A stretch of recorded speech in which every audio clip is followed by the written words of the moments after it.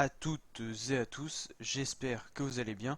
Aujourd'hui pour cette nouvelle vidéo, on se retrouve pour le résumé de l'étape 5 du Giro 2019. On va voir le profil de cette étape, une étape qui était classée 1 étoile sur 5 en difficulté, donc une étape plutôt facile. Donc on va voir un petit peu le profil de cette étape. Alors, une étape qui était animée par la pluie, un mauvais temps qui a été présent tout au long de la course. Donc une étape de 140 km qui reliait Frascati à Tressina. Trois cols, trois côtes plutôt au programme. Puis un final vraiment très plat qui laissait supposer un sprint massif avec deux passages sur la ligne d'arrivée. L'effet marquant de cette étape, au début de l'étape, on a eu l'abandon de Tom Dumoulin qui était tombé sur l'étape 4 de la veille, qui avait perdu 4 minutes au général.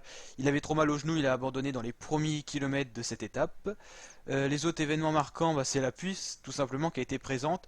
Donc les organisateurs en ont fait tout simplement une modification sur les conditions de course du jour avec le premier passage sur la ligne d'arrivée qui laissait les temps se bloquer à ce niveau-là, c'est-à-dire que si les coureurs étaient décrochés dans les 10 derniers kilomètres, ils ne perdaient pas de temps en général parce que le temps était pris sur le premier passage de la ligne d'arrivée, c'est-à-dire à 10 km de l'arrivée. Donc on a eu le droit à un sprint massif avec un petit groupe qui s'est détaché. Les autres coureurs se sont laissés distancer, notamment Primoz Roglic, tout ça dans les 10 derniers kilomètres, vu que ça n'influençait pas le classement général. Et donc on a eu la victoire de Pascal Ackermann, le sprinter de la Boransgrö allemand. Juste derrière on a eu Gaviria, vraiment ça s'est joué à rien, qui était très rapide également. Et plus loin, troisième, notre français Arnaud Démare, le sprinter de la FDJ. Ensuite on retrouve Calabewan, Matteo Moschetti, Ryan Gibbons, Paolo Simeone, Jans Bermans, Giovanni Lonardi et Manuele Belletti.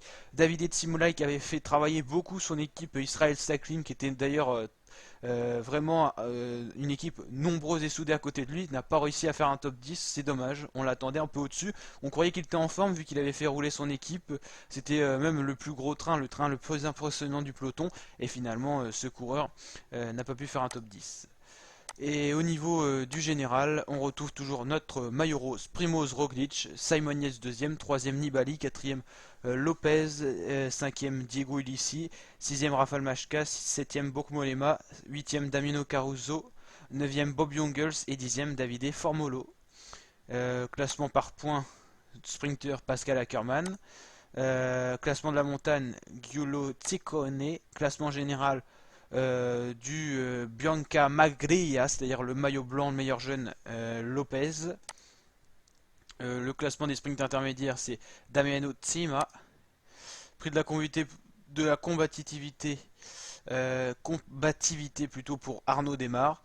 Et voilà, sinon on n'a pas d'autres classements. J'espère que ce résumé vous a plu. Si c'est le cas, n'hésitez pas à liker la vidéo, à partager et à vous abonner. Ciao et à très bientôt pour de nouveaux résumés.